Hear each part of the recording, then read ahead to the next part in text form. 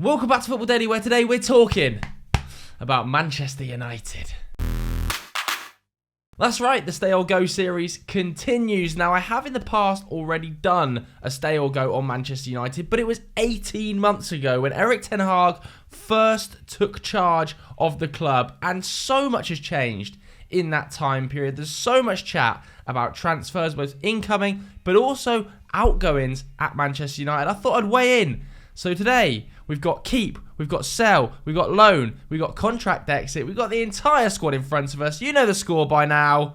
Up the Reds. Let's start in goal. Massively controversial, this, isn't it? I have included David De Gea in the squad, even though technically right now he is a free agent. He's not contracted to Manchester United. His contract at the club has expired. The handling of that situation, absolutely farcical. Farcical. But have Manchester United somehow, despite the farcical nature of it, ended up in a situation that could be a positive for next season? With David De Gea leaving the club, potentially looks like Andre Onana is going to be coming in. I think so. I do think so. You know, I know there's more rounds of talks scheduled, but I would just let him go. I think he's earned the right to go. The way United have treated him, not particularly great. You know, multiple times Player of the Year winner. But the way United want to play next season, I don't think David De Gea fits. Next up, we've got Dean Henderson, who, you know, he's had chances at Manchester United and then he's got injured. He's been so unlucky at United. Had a pretty good season at Forest last year, and I'm aware that the fans want him back. I don't think you can keep holding him to the club as a second choice goalkeeper. He is under a long contract, but he's 26 now. It's time for Dean Henderson to go out and create his own legacy, I think. I don't see him being Manchester United's number one next season under Erik Ten Hag.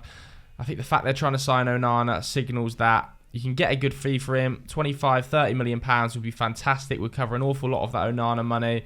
And I think it's only fair for Dean's career that he can build something himself. So yes, I would be selling the 1 and 2, but I would be signing Onana, and then I would be signing a number 2 as well. Just a cheap option. I'm not sure who that is. Maybe you can let me know at home who you think would be a good option as number 2 for Manchester United, because at the moment, there's only Tom Heaton on the books. And yes, I know, he's 37, but what a squad player he is. Tom Heaton, everybody loves him at the club.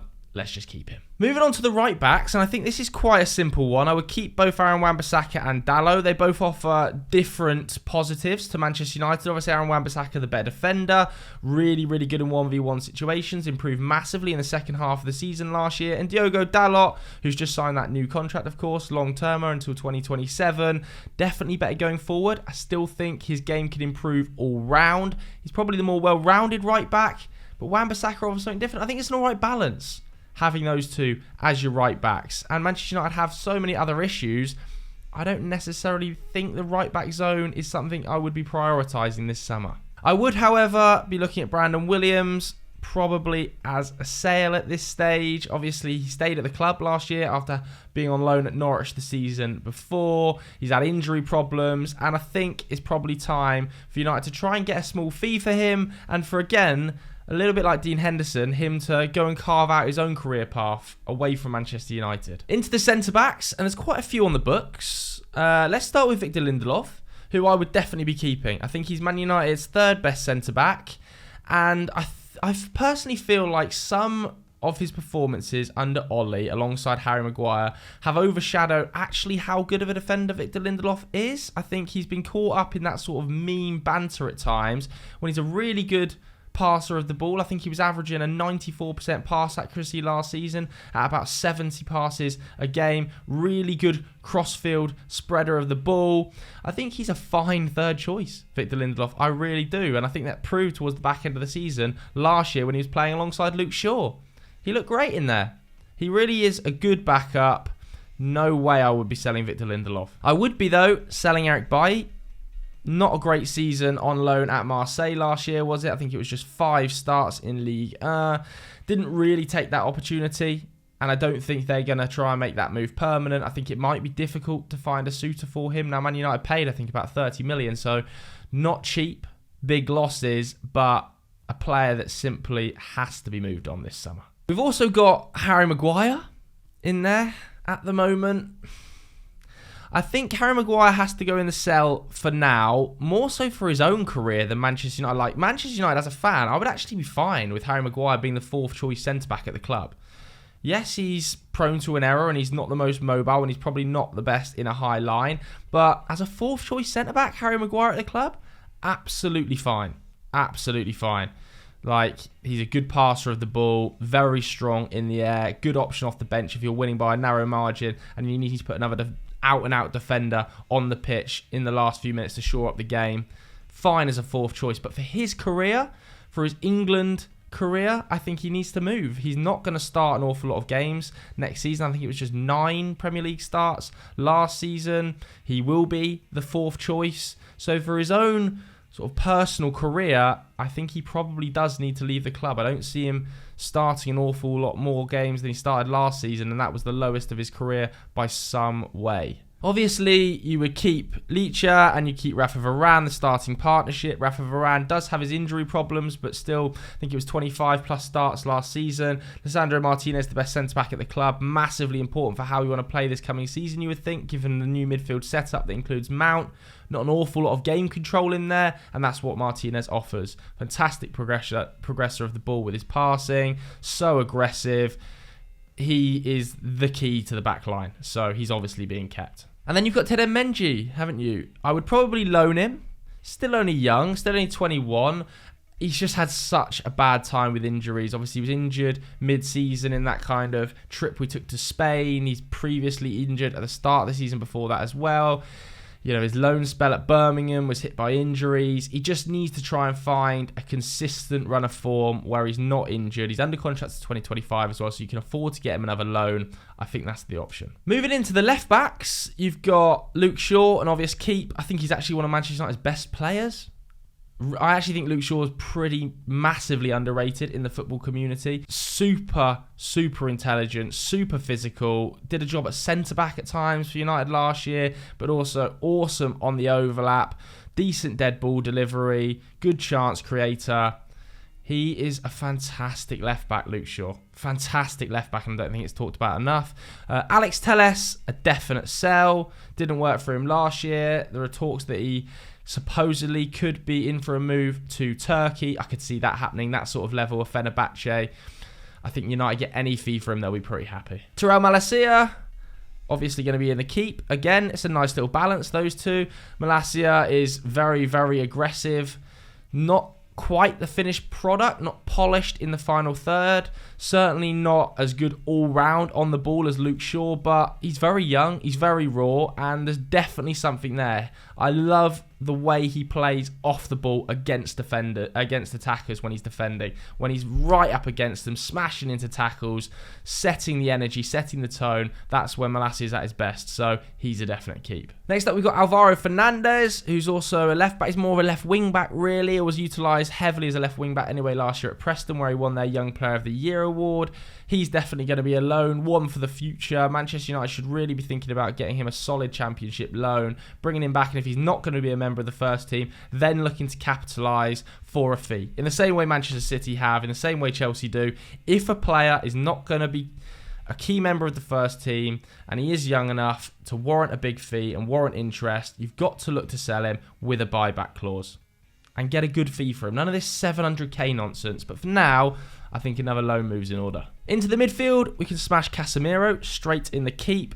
Totally, revolutionised Manchester United's midfield. An awesome player. Yes, I know he's 30, but I think he's going to be able to play well into his 30s. He's never relied on his pace. He's so intelligent.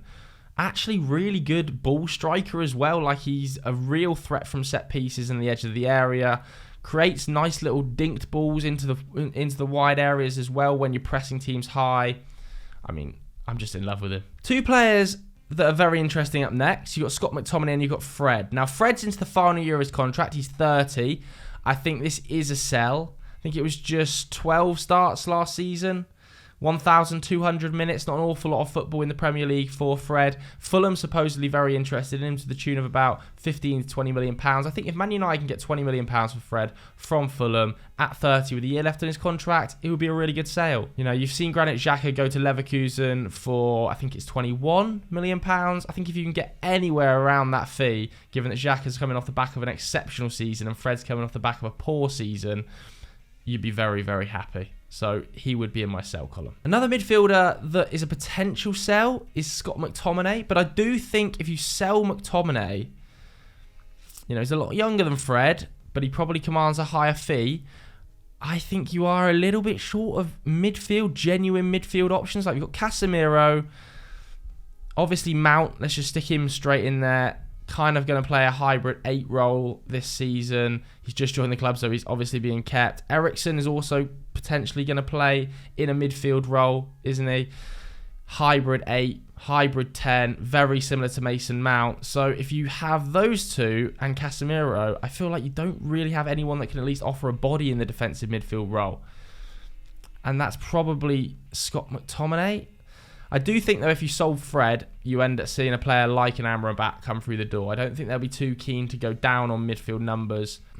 Do I take the fee and to reinvest it? I think you probably do. If you can take the Scott McTominay money and reinvest it in another midfielder, you would potentially get a player that's more suited to an Erik ten Hag system, and you'd allow Scott McTominay to continue his career in the Premier League. I think if he was to go to West Ham or something, Scott McTominay would be great for a club like West Ham. That sort of level, I think he'd be a really, really solid pickup. But I do kind of want to keep him because I feel like you're a bit short. Can you sell Fred and McTominay? If you do sell them both, you've got to sign at least one more midfielder. You've got to. Kobbie Mainoo up next. I know we kept him this year, but I think it's probably time to loan him out. Is he 18, I think? And it was one match last year, wasn't it? A lot of time spent in the development squad as well. I think it'd be good to get him some senior men's football on a regular basis. If you can get Mainoo a loan to the Championship, I think that would be a really smart move. I don't massively see the benefit of keeping him when there's no Europa League football this year. He's not going to be getting Champions League minutes for the occasional Carabao Cup game. I think get him a loan. Bruno Fernandes, an obvious keep. I think that's nailed on. Going to be the captain next season, nearly every game, isn't he? Donny van de Beek, I think, is a sell. With the arrival of Mason Mount, I think that probably does signal the end of his time at the club. You've got Eriksen that can also play that role as well. And Bruno, he's kind of fourth choice in the number 10 pecking order. I guess he's not really mobile enough to be an 8 in the same way Mason Mount is, and he's not good enough distributor to be an 8 in the same way Eriksen is. So it's not worked out. Picked up an injury at a terrible time last season, just when his old coach had arrived at the club. If you can get a fee, send him out to a Germany or a Spain, where I actually think he'd be all right, and the pace of the game is a little bit slower. I think that's a smart bit of business. Next up, we've got Hannibal Mejbri. He was on loan, of course, at Birmingham. I would loan him again. He was under contract for 2026, so it's not a massive worry that his contract's running low. I think just get him as much senior men's football as you can, the same as Mainoo, the same as Fernandes and Mengi. As you can see there, that leaves the midfield short, in my opinion. Casemiro, Mount, Eriksen, Bruno, I think you haven't got a controller in there. You need a support player for Casemiro if he gets suspended or he gets injured. There's got to be another deep line body brought in if you sell Fred and you sell Scott. Has to happen. A player like Amrabat maybe even 2 if you sell both of those. Honestly, you might have to keep Mainoo if you sell them both and you only sign Amrabat, which would be a shame for his development, in my opinion. Let's go to Rashford then, an obvious keep. That contract needs to get announced. It's supposedly been agreed for a while, but it's only a year left on it. 17 Premier League goals last season, wasn't it? 27, I think, in all competitions. Massively vital. I think he's going to get an awful lot of minutes through the middle next season, given the state of Manchester United's forward line and the lack of options on the market. I think you'll see Rashford played as a 9 quite consistently next year. Garnacho, obvious keep, just signed his new contract. He's going to have a massive season for the club next year if he stays fit. So impactful off the bench last season, but when he started, he wasn't quite able to manufacture the same form we'd seen of him coming off the bench in those impact moments when people are tired. So I think he's going to have a big season. I'm hopeful more and more of it will start to come from the start. But he is still only, I think he turned 19 this week, didn't he? So he's still so young. Jadon Sancho, I would still definitely be keeping. And there was lots of chat about selling him. not for me. I think with the lack of forward options United have got, Jadon can play right, he can play left, he can play as a 10 as well. There's no way I would be selling him. I think it's way too early to kind of cut your losses there. I really do. He hasn't shown the form he did at Borussia Dortmund, admittedly, but he's still got a long contract, and I still believe there's a player in there, man. I still believe there's a player in there. If he can just add the physical level, his technique and his technical ability on the ball in terms of ball progression and take-ons is so phenomenal. It just feels like he's not quite there physically. Antony, an obvious keep. I thought he was vital to how United played last season. Really, really vital to the balance in the side. United looks such a better team when he's in it on that right-hand side. If he can just improve his decision-making around the box, he's going to be sensational this year. Now, as you can see, you've kind of got 2 players that can play on the left there, 2 players that can play on the right.